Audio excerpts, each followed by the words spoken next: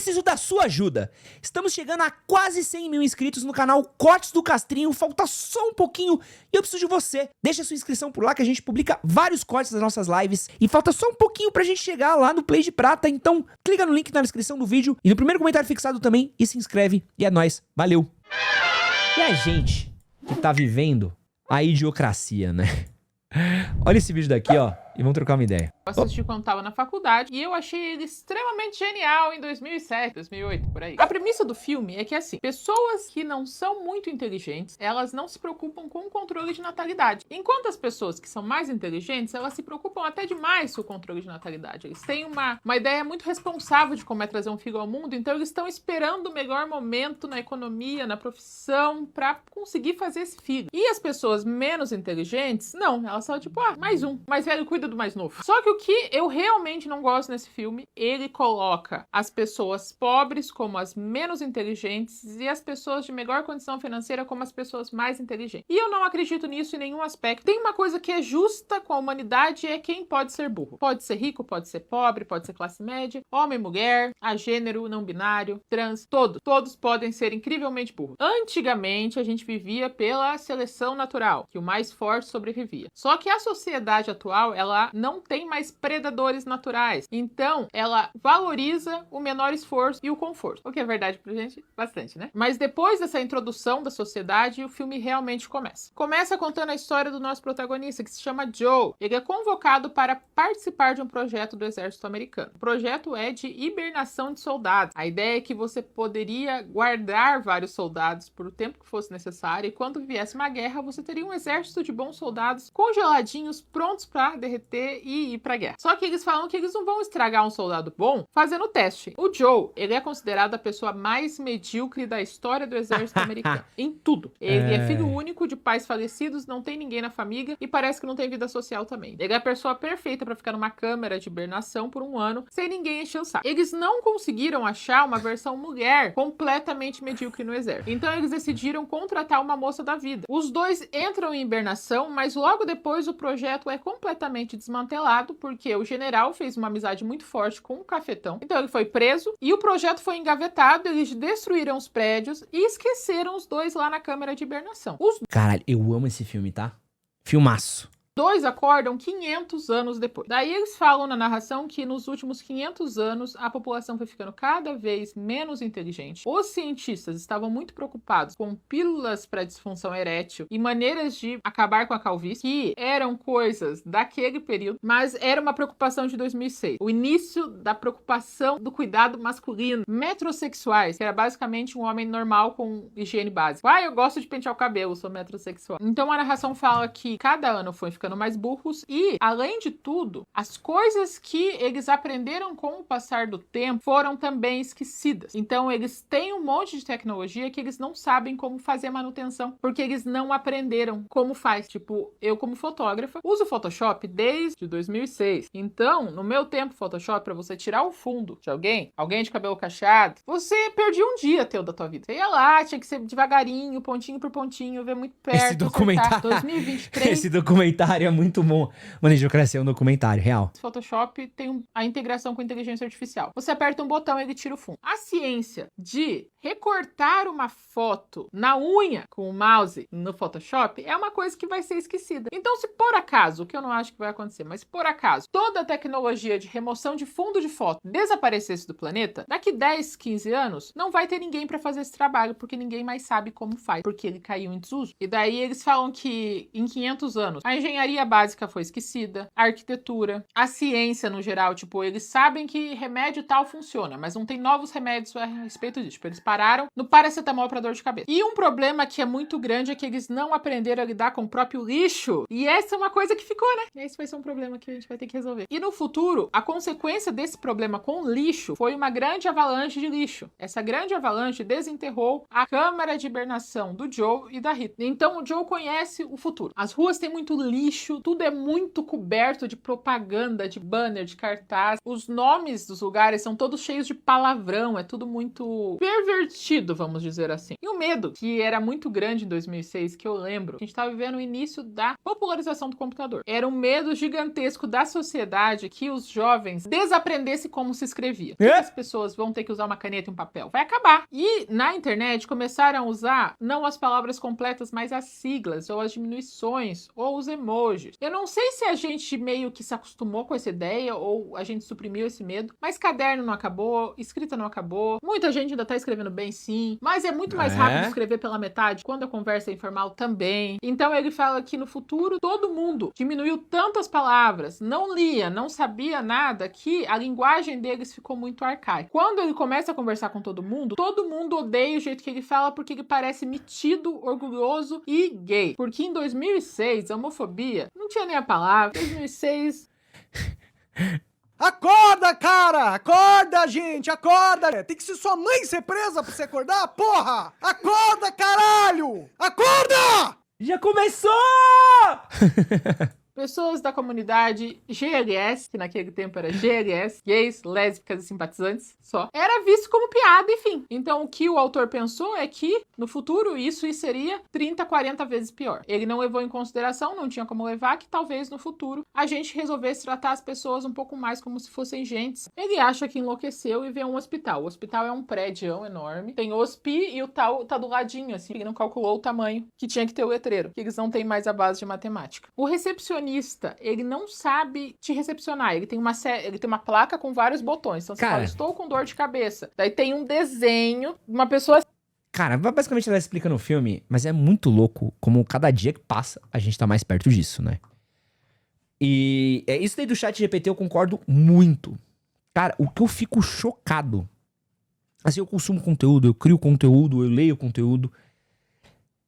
Cara, a quantidade de conteúdo que eu vejo da galera que é feito por chat GPT e o cara lê, porque o chat GPT ele tem uma métrica muito específica e ele repete essa métrica muitas vezes. Então, por exemplo, uma coisa que o chat GPT adora fazer assim, não é sobre tananã, é tananã.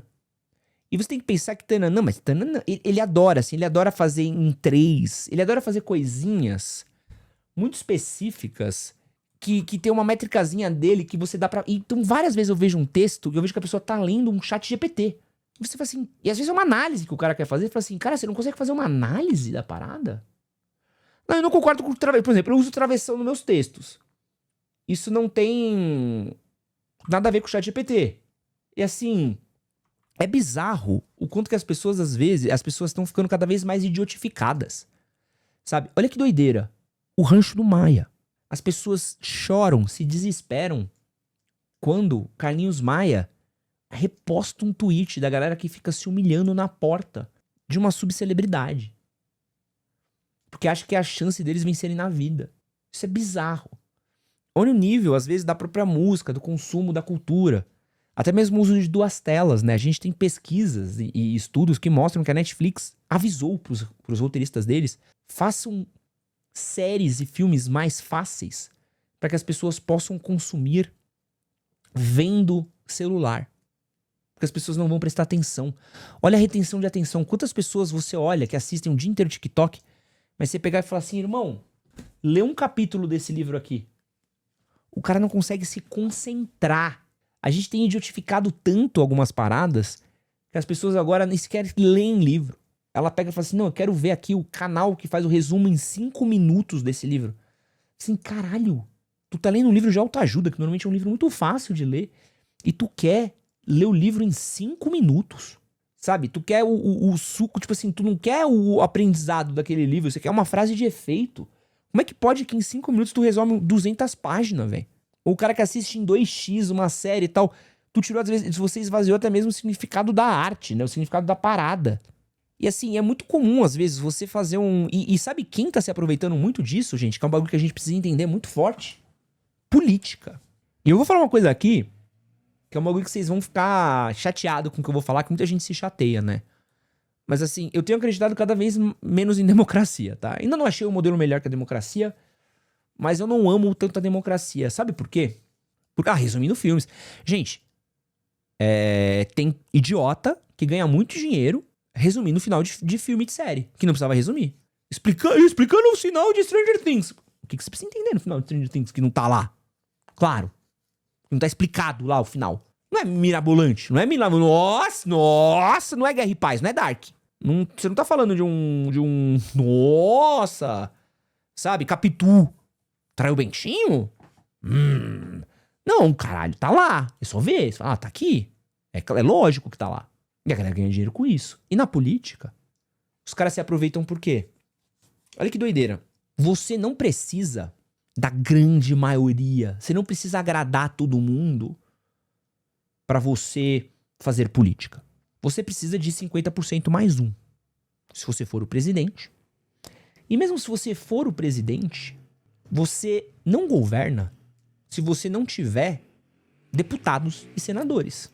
E deputados e senadores, eles não precisam de 50% mais um. Eles precisam, às vezes, de 20%, 30%.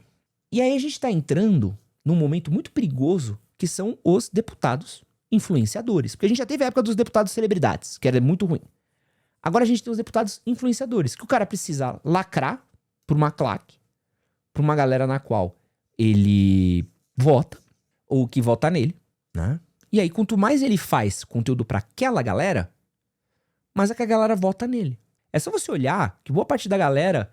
Olha o conteúdo que a galera faz. Porque assim, o cara não precisa fazer nada. Olha que doideira. O deputado ele não precisa fazer nada. Se você for olhar pro político, o político ele não faz projeto. Ele não faz nada. Olha pros nossos políticos delegados. Quantos projetos eles passaram?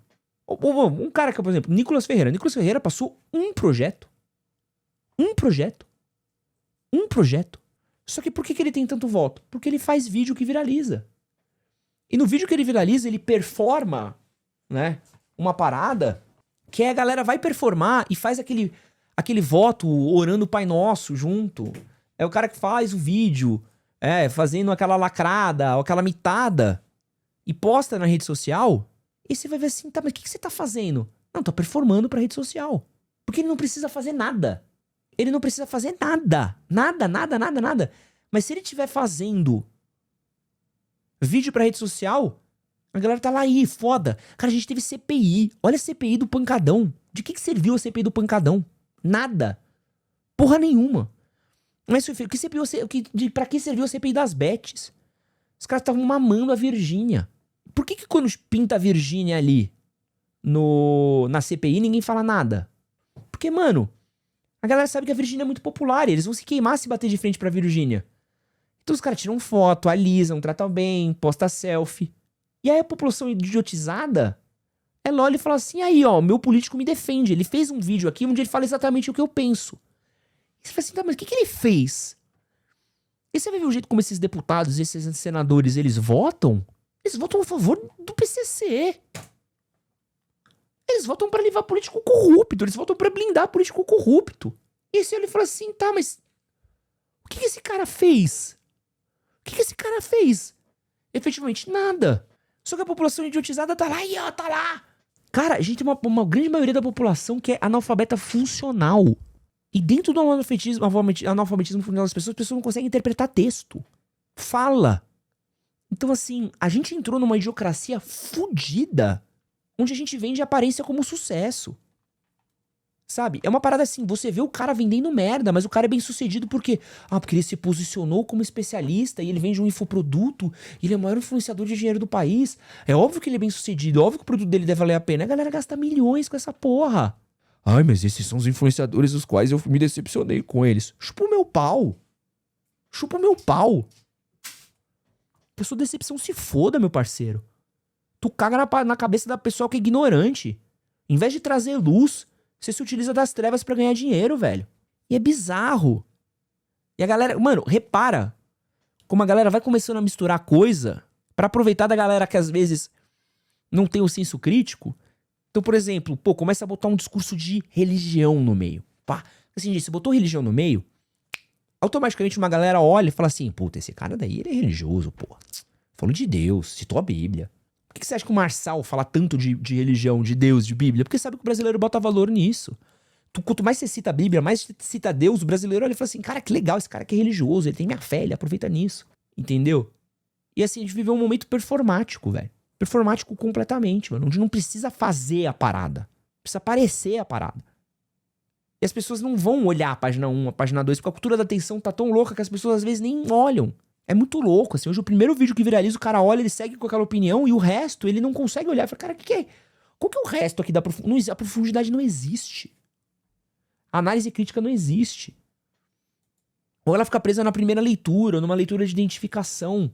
Pô, é o papo assim, essa semana teve o rolê da Enel. Pô, quando eu falei que a ANEEL, que é do governo federal, não tava fazendo nada... Ah, pô, tá criticando o Lula. O que o Lula tem a ver? O que o governo federal tem a ver? Eu falei, irmão, você tem a agência reguladora das companhias de energia elétrica, caralho. Que não tá fazendo porra nenhuma. E do governo federal, caralho.